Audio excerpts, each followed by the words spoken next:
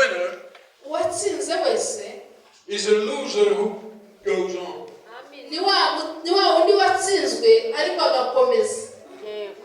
We all lose battles. It's not winning and success from the beginning till the end.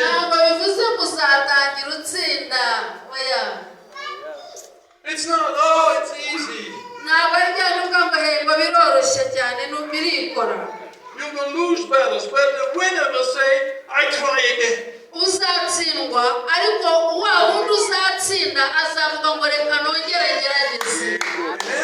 If I learn something from this one, I will try again.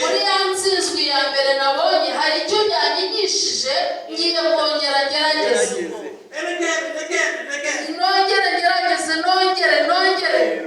A winner is someone who doesn't accept to lose.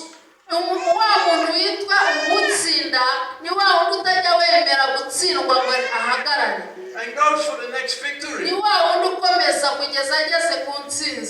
The real loser is I don't know if I can do it. I will try it a little bit.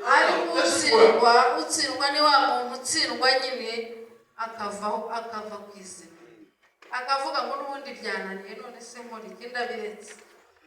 If you have faith, you go for it, you do it. The first psalm says the righteous will succeed whatever he undertakes.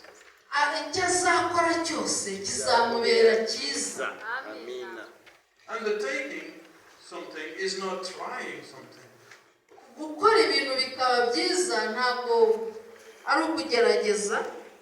You go for it. If you have a situation you don't understand, you don't know what to do,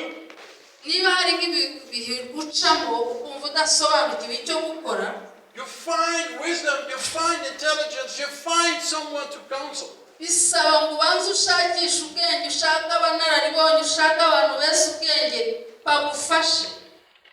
We have the Holy Spirit, we pray and ask the Holy Spirit, give us wisdom.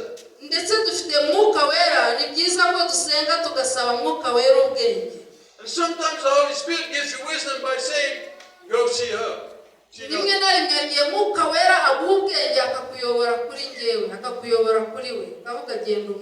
She has more experience than you, ask her.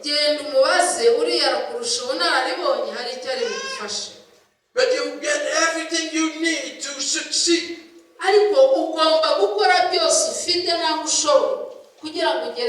You lose battles, but you try again.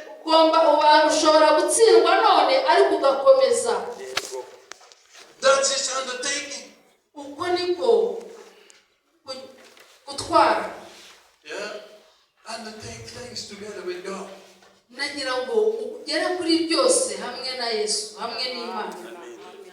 In Christianity, we have made a big problem, a big mistake.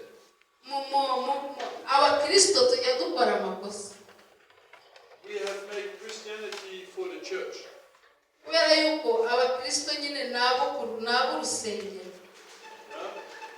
We have our daily life, and we have our Christian life when we are in church.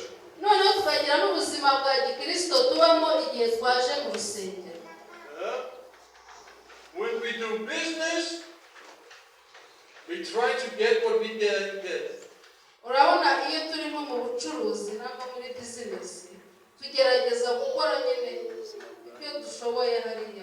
We come to church and say, oh Lord, sorry.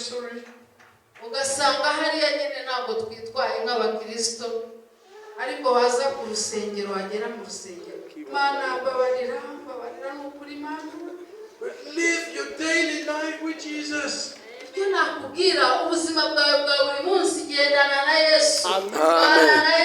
Amen. I know a man who started as a simple worker.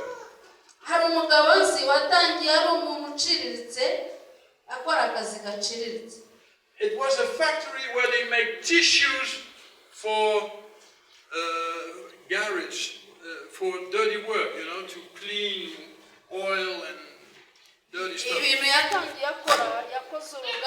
bijyanye no gukora ibintu bisukura nk'amatorosho reka ariko mbyita bihanagura ngo amavuta yo mu magaraje igihe bakora imodoka ibintu byo kwanaguza. The most simple job you can have. Ndetse rwose biciriritse ibintu wakoresha mu kazi gaciriritse cyane. Yeah, the lowest of the lowest. The lowest of the lowest. Ndetse bya bindi biciriritse nyuma y'ibindi. He ended up as director of a well-functional factory. He became the director of the factory. Ariko yaje kugera haba diregiteri w'uruganda rukomeye. On his way to become director, he made that the factory grew and was prosperous. Ariko muri ya nzira ndende yaciyemo kugira ngo azajye kuba diregiteri, yagiye aca mu nzira ndende ahereye muri bya bindi byoroheje nyuma y'ibindi, ariko akomeza inzira yo gukomeza atera imbere, akomeza. Because he prayed. Kubera ko yasenze. He had faith in God. Kandi yari afite kwizera Imana. They needed a new order. Kubera ko bamuhaye komande nshyashya, baramusabye ibyo ari He bukore. brought in the orders. Azana ibyo bamusabye byose.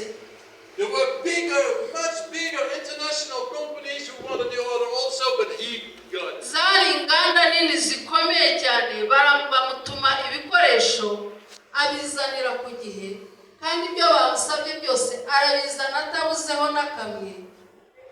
He could say, "Oh, I'm just a simple worker." Yanga yaravuze ngo aha ngeze maye ko umuntu uciriritse mu akazi kanjye gaciriritse. God loves me. Oh, hallelujah. Akavuga ngo nta kindi nakora, Imana irankunda, haleluya, nta kindi narenzaho ndaciriritse. I hope I will pay my bills today. Wenda kanizere ko ndi bubone utwo kwishyura, wenda umuriro nangwa n'utundi tuntu twose nsabwa. But he changed his mind.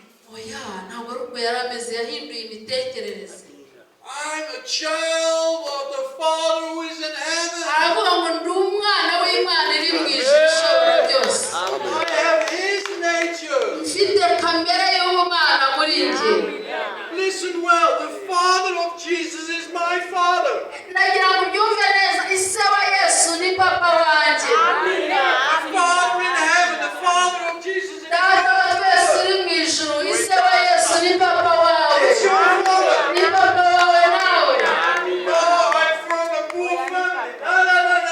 Your Father is in heaven. Ngo jyewe nkomoka mu muryango w'abakene, reka barakubeshya. Papa wanjye ari mu ijuru.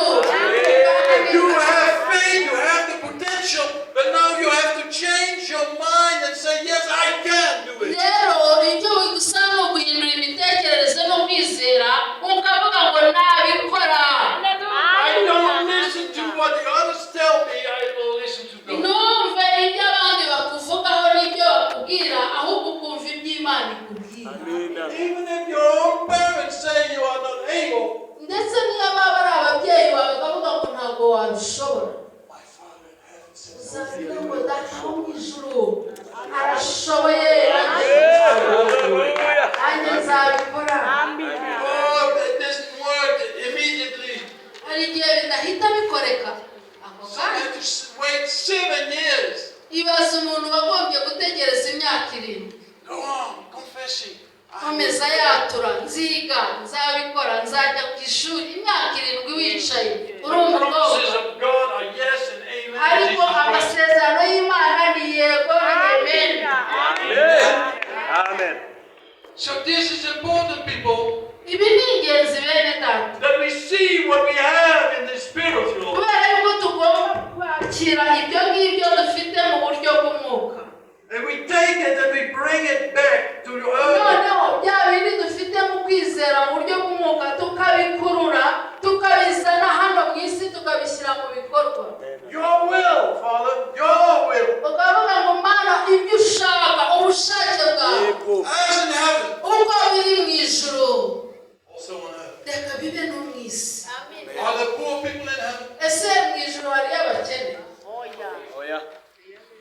weak people in heaven? ese mu ijuru hariyo abanyantege nkeya? Are there sick people in heaven? mu ijuru hariyo abarwayi?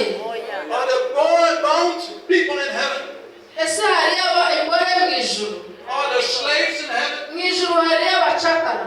Are there stupid people in heaven? mu ijuru hariyo ibigoryi?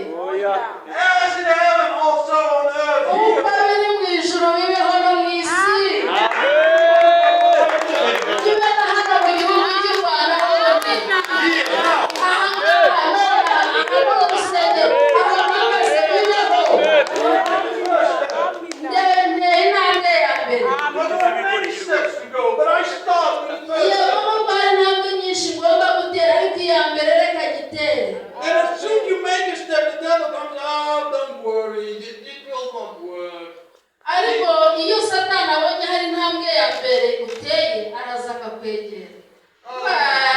ibyo urabeshya ntabwo bizakunda. Look around you. nawe banza urebe, reba aho uva, reba aho uri. Yeah, you can see it will not work nawe anymore. bireba ubwo urabona bizakunda, urabona byakoreka It will not work. ntabwo bizakunda.